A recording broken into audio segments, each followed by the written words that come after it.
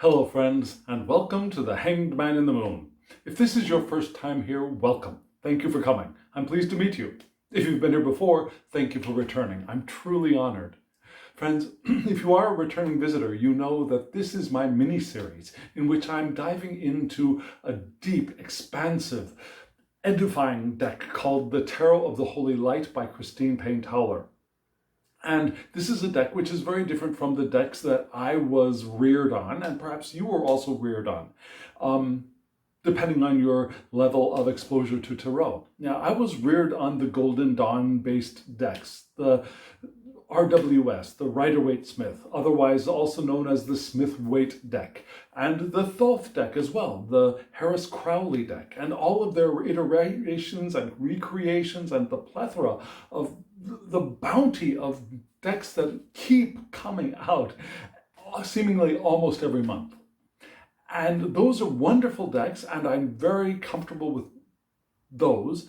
And this deck is different, and I chose this deck specifically so that I could expand my understanding of other systems. This is particularly designed to align with the continental tarot systems. And this is a deck created through the research of the inimitable Christine Payne-Towler and her exhaustive research into continental tarot esoterica. Now, what does that mean, continental tarot? It means the tarot that predates the Golden Dawn, the tarot from France, from Italy, from Spain, the continent. And it includes luminaries such as Eliphas Levi, Atea, Pappus, even Worth could be, I think, brought into that. But still, anyways, I'm sorry. I'm starting to edge into territory that I'm not 100% sure of, so let me just stop myself there. So, continental tarot. And what do? Every day, I draw one card, and I look at it, and I acknowledge the thoughts and the memories and the symbols. Well, the symbols sometimes are there, sometimes are not. The thoughts, the memories, the keywords, all of the stuff that comes to mind when I see a similar card in a Golden Dawn-based deck. And I do that intentionally so that I could try to separate those from what I'm seeing before me. Now, what is this ghost which appears before me? What is this card which appears before me? And then to help me unpack what I'm seeing, I do use an RWS-based deck called the Lightseer's Tarot. I do a 3-card spread. The first card is the significance of the daily draw for me for that day. The second card is the obstacle. The third is the advice. Typical 3-card spread. And so that's what I do. And then I live my day. And at the end of the day, I pull out my handy-dandy guidebook that was written by the wonderful Christine Payne-Towler. And I look at the meanings as intended by the creator of the deck and see how those meanings manifested for me or did not. Now, if you have been following me along with me, you know that this is the last video of this series. Now, this is the wrap-up, if you will. And this wrap-up is going to be just the same as the first as the series was. I'm going to do the cards, and I might say a couple things at the end, but primarily I'm keeping it to the cards because the cards are what I'm here for. And so, what did I draw today? I laughed. Just saying, I laughed. Do you recall my cards from yesterday? I got the Ace of Discs upright, and then I got in my spread of my 3-card spread beside it, I had the 5 of Wands, competition being the significance. In the obstacle section, I got the 2 of Wands.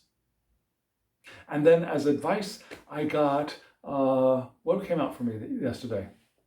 It wasn't a cup. It was, oh goodness, that's gone. But the important things were the 5 of Wands and then the 2 of Wands in the obstacle position.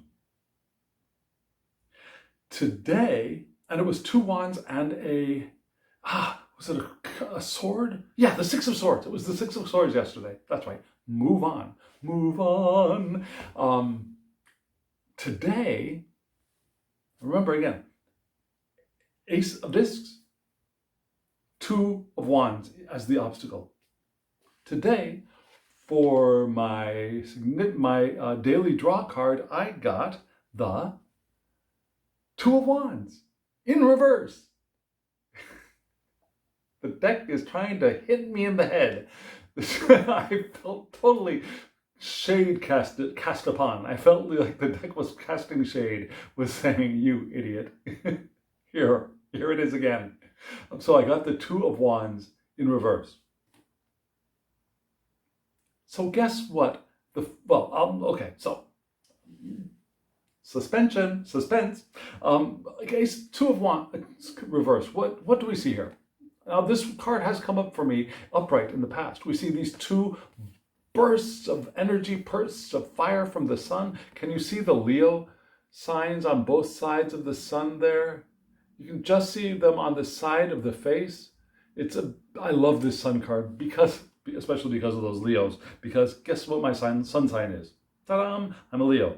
And the two kinds of fire, it's not just two bursts, but each one is distinct and different. And this one is hot and smoky and red. This one is bright and pure and white. And the fires are different, green and reddish orange.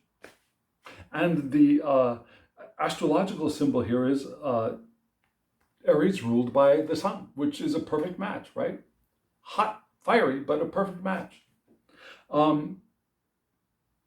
Reversed, what does that mean? So reversed, I incorrectly, I'll let you know in advance, sometimes this association here is also there's an internal association with the cards as well. Sometimes they match, sometimes they don't. And in this case they don't, but I went from the premise that they do. So I was thinking that the reverse of this card would be, and I counted around the zodiac, would be the sun in Libra, which I thought, okay, so we've got hot fire balanced by air, but it's an air of balance, right? An air of equals and opposites that work out and work together, which is what I was anticipating when I decided to pull my 3 cards from the Lightseers Tarot. That was my idea, was that, yeah, it's hot and fiery, but these two things can balance out maybe. So I pulled my 3 cards. Let me show you those cards right now.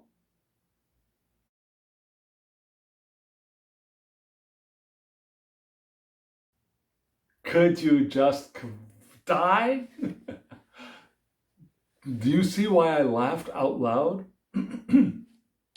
What were my 3 cards? Remember, yesterday, main card, daily draw, Ace of Discs, upright, shadow card, Two of Wands. Today, daily draw, Two of Wands reversed, significance, Ace of Pentacles, Ace of Discs. I was like, oh, okay. I get it. I think I get it. So we got the Ace of Discs, or Pentacles, I'm sorry. This is RWS. This is Golden Dawn. So, well, RWS. Ace of Pentacles and the 3 of Cups. And then the 8 of Pentacles. So we got 2 Pentacles. So it's a really material, object-based, work-based. For me, Pentacles are work, health-based reading, with the center being Cups, emotions. Both, in my understanding of the systems, both receptive elements. Now the cups are receptive. The earth is receptive for me. So what did I think? I thought, okay, yeah. First I thought, yeah, both decks are ganging up on me again today. But then I thought, yeah, okay, so opportunity. Somewhere in that balance and mishmash, it's still about opportunities. Made sense, right? I didn't think I needed to go much beyond that. Obstacle was a little bit of an obstacle for me. 3 of Cups being an obstacle. Maybe disjointed disjointedness of relations, perhaps emotional disjointedness, disconnection from other people, could be. It could be that connections could be a drain on me. That sometimes that comes up for me. I am a closet introvert. I am a what do we call it when an alcoholic is, you can't really tell that they're an alcoholic. A functional. I'm a functional introvert. Not saying that introverts are dysfunctional, but I'm a functional introvert. And there are a lot of people like me who are introverts, but who are able to live as extroverts in the world, because that's the way we need to be successful in the world. So we are functional as extroverts, but we get tired really easily. And when I'm around people, I get tired very easily. Or when I'm around a lot of stimulation, visual stimulation for too long, get tired very easily. So too much of this can be an obstacle for me, because I need to take a nap. Could you tell that about me? Most people I don't think can. I think most people cannot, is what I'm trying to say. And so the advice, I love this. I love the colors on this card. This card just radiates beautiful, beautiful colors. Those reds and yellows on the top, the greens and blues on the bottom, the moon in its phases around the head of the woman sitting there. Now the Eight of Pentacles, lovely, lovely card. This person looks like they may be making candles, maybe, or writing, or there are a lot of things that this person seems to be doing. Writing, maybe making candles, maybe these are candles, growing plants. But to me, it's doing the work, mastering your craft, getting things done, doing the daily work. And that doing the daily work is what leads to success for me, for the Eight of Pentacles. So that makes sense to me. So maybe I want to be aware of how much energy I'm using in my relations with other people, and I also want to do the work, do the tasks. That makes sense, right? That's how I went through my day. And so I went through the day, and then I came home, and this is Friday. Tomorrow is the new moon, and because tomorrow is the new moon, that's why today is the last of this series. I change out as much as I can match it. I change out at the new moon. I change decks at the new moon. I change practices a little bit at the new moon. And so the new moon is the end. Tomorrow being the new moon, today is the end of this series. And so it's also Friday, the day when I relax and have a glass of wine. So before I take my shower and then meditate and then have my wine, I'm doing this video. So it's a little bit early, and I can be a little bit louder because it's earlier.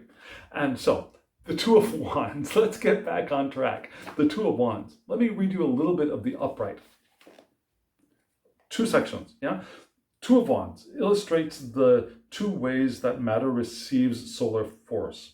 On the one hand, the force is experienced as friction, pain, discomfort, and stress, all of which can be summarized in the word wrath. And that kind of reminds me of one of the sides of the one of the pillars on the tree of life. This experience is symbolized by the dark fulmination on the left, shown paired with the green fire of vegetative life. So on one side, I pointed it out, yeah, there's this red smoky fire with a smoky light with this green fire below. So the idea is that this burns very, very hot and destroys, but it's in that destruction that new life has the potential of being created. And moving on to the other side. The very same energy in different circumstances is experienced as warmth and light. That's the white light coming down on the yellow reddish flames at the bottom, on this side, that light. I'm sorry, where are we?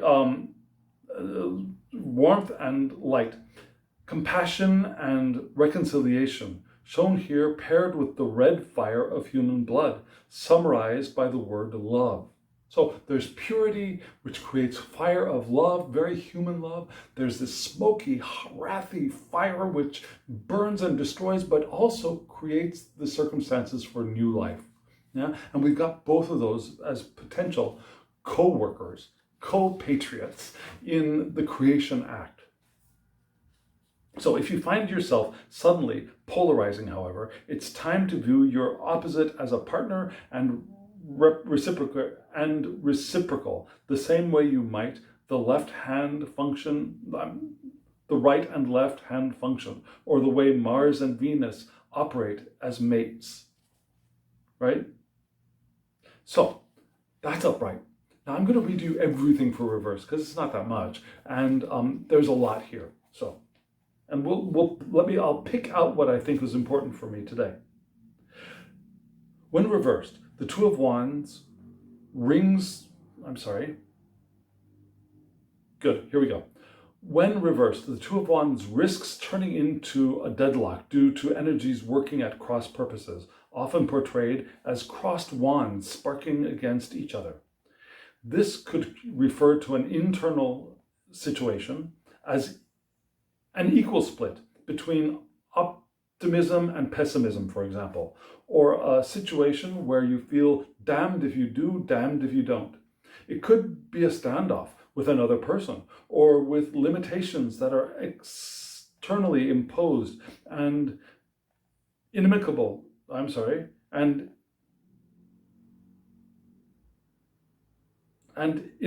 to your goals, yes.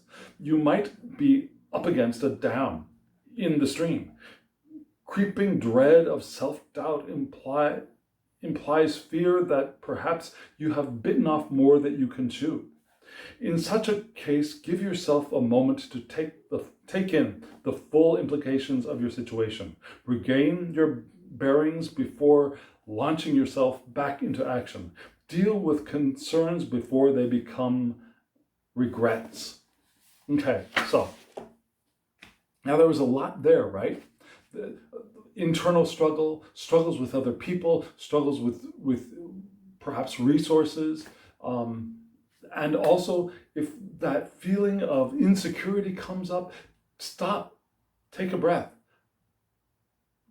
appraise what is happening and where you are and what is available and what is not available, and then begin acting again before you keep moving, instead of keeping on moving in a direction that could be leading you into regret, right? Longness and shortness of that.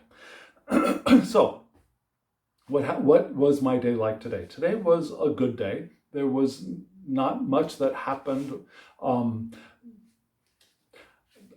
Yet another person is reaching out to me with interest in me as a man, and that was interesting, but I don't think is the point of today. And perhaps, that could have been this. That could have been this draw of energy away from me in the relational sense. And I didn't let it get that far. And I think I did a good job there. Without being like cold or like get out of my space, but I mean relating, but also knowing my boundaries of how much relating I can do in a given amount of time before I start getting a little bit stressed out. I did a little bit of work in my office. I made contact with a guy who was, I talked about yesterday, who's planning on doing a sitcom. And so we're going to meet for coffee sometime after a class. I also contacted the people who are planning on doing the textbook and that I've been invited to be a member of working on the textbook. That's not so special. I just raised my hand along with other people who raised their hands. And so we're working together, and right now we're in a holding pattern to get more information before we can have our first meeting. So not much to do there, which is great. I mean, that's how things I think should be. And so I did my work. I cleaned my office. I took care of a little bit of business. I went and Can you tell? I got a haircut. And I went to my volunteer job at the library. That's what we call those places with books in them, library. And it was very, very interesting. It was very, very, very interesting. What I do there, one of the things I do there, I mean, I also work at the front counter and I check in and check out books and CDs, that kind of thing. And I administer an English quiz to young children so that they can win a prize and we can support their English practice and their fun with English and all of that fun stuff. I also read books to young children. Not books to young children. They choose a book that has like 10 or 15 pages to it with a lot of pictures, and if they can read it to me, I help them read it to me. If not, I read it to them. And so a young girl came in with her father. Turns out the father is a firefighter. Turns out the father is very, very attractive.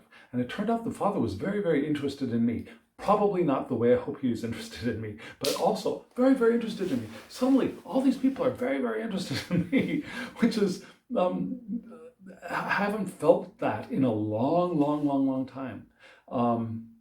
And I'm not just talking because COVID, I'm talking before COVID. So this guy offered to teach me how to swim, how to play tennis, wants to meet me sometime. I'm sure he wants to meet because he wants to practice his own English, but he's a very nice, more than affable, fun man with a very, very cute daughter who is getting a little bit jealous of how much attention her father was paying to me, and dragged me off to another room so that I could continue reading a book to her without her father being around. I mean, that was so interesting. That is so interesting. I don't know, maybe she was feeling a vibe there.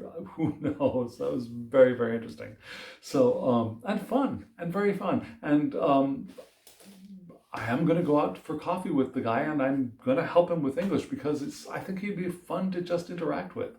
And I'm 99.9999999% sure that there's nothing else there because, well, you know, he has a daughter. Now, of course, there are gay men who have daughters even here in Korea, but mostly I'm almost sure that this firefighter of a man with the sweetest daughter who is just full of very easy energy. Now, some children who are full of energy are distracted and they run all over the place, and they just stress me out. This girl's energy did not stress me out. She's fun, she's bright, she's inquisitive, she wants to try, and she tries, and she gets shy, and then she sometimes went to her father and they talked to each other. What is he trying to say? What is he trying to do? And then she'd come back and the father, it was really, really cute. It was sweet. It was fun. And now I'm thinking, so is that an obstacle? I mean, it could be an obstacle. I could fly into a fantasy of something else, which could put a damper on some other things that are developing, maybe. So I'm not going into this with any kind, I'm consciously going into this without any kind of expectations about anything other than this guy wants help with English. Yeah, makes sense, right? I think so. Then I came home, and here I am. And so I think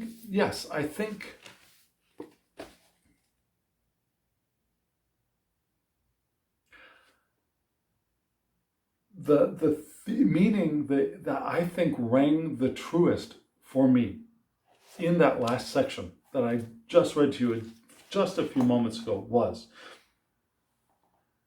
creeping dread of self-doubt implies fear that perhaps you have bitten off more than you can chew. I had been getting that feeling a few times today. Do I really want to get engaged with this guy who wants to do I really want to get engaged with this guy who wants to create a sitcom, when it seems like there's a lot maybe fantasy about that and surrounding that? And yet, then again, if I can maintain my grounding and not get emotionally sucked into or out of, into something or out of myself, I think it could be good. It could be a good stretch for me. What about the work for the book? It looks like there will be work, and it might be a lot more work than most people are anticipating. And I think that's worth it. That is worth it. Producing something like that would be worth it. And as long as I don't let myself get sucked by the group, that could be okay. And so it's keeping grounded and doing the work. And I think this opportunity is it was not just a today only opportunity. This is an opportunity which, like we described yesterday, or like we talked about yesterday, was a step-by-step thing. This is the first step, and then the next step, and then the next step, and then you get to the journey of 1,000 miles, right? So friends, this has been a really, really interesting, beautiful, well, for me beautiful, I hope it's been beautiful for you, beautiful experience for me, diving into a deck like this. Learning. I'm still learning. Definitely still got a lot to learn. And I'm not saying goodbye to this deck by any means. I'm going to continue using this deck in a different way for the next month. And then we'll see what happens after that. I'm going to start doing 3 card spreads once a week with this deck. And like I said before, I'm also bringing in 2 more decks. One, the Texture Tarot, and one, the Star Seekers Tarot. And I've got an Oracle deck to pair. This is going to be 3-ring circus of tarot mania. But I think it's going to be interesting. And I will start that next week with the new moon. I'll also do not only my weekly reading with that, and also my weekly Tarot de Marseille reading. I'll also be doing daily readings, not without videos, but on Instagram. That's how my routine usually goes. So keep an eye open and out for that. I'm so grateful to Christine Payne-Towler for coming along on this journey with me. I'm truly, truly, deeply, deeply grateful, honored, and blessed by the wisdom that you continue to share through this 50-day journey.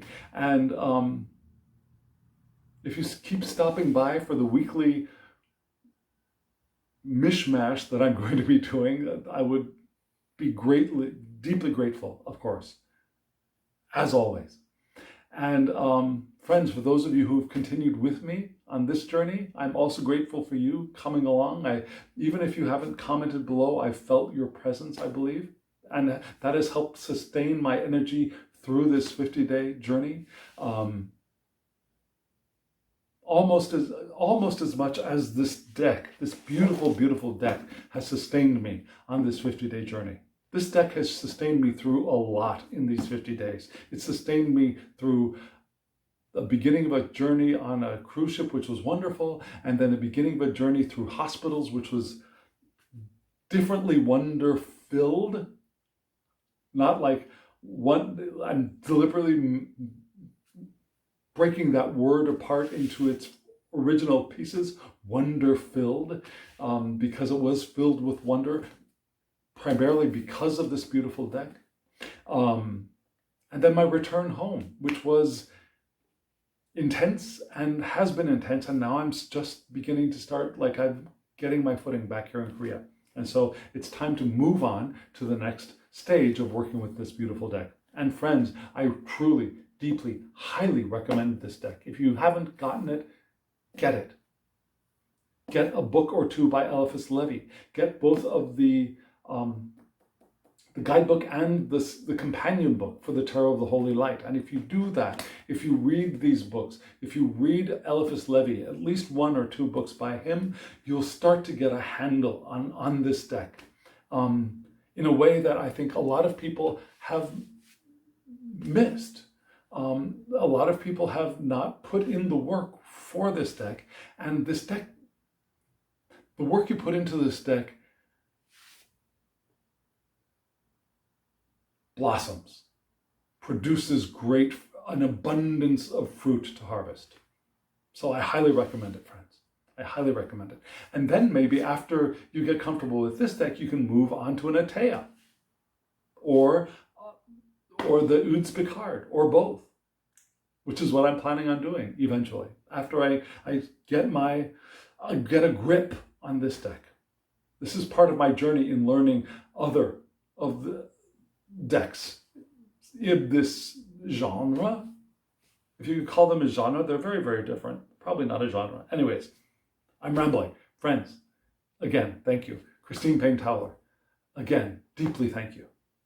And if you are still here, just a reminder, hit that thumbs up button so that YouTube knows that you liked it and other people would like it as well. Subscribe if you haven't subscribed, and hit that notification bell so that you know when I do upload a video next week. And yeah, comment below. I'd love to hear from you. If you want a reading, you know what to do. My email address is below. Shoot me an email. Friends, now, for this past 50 days and always, I wish you love, joy, well-being, and pure awareness. Thank you.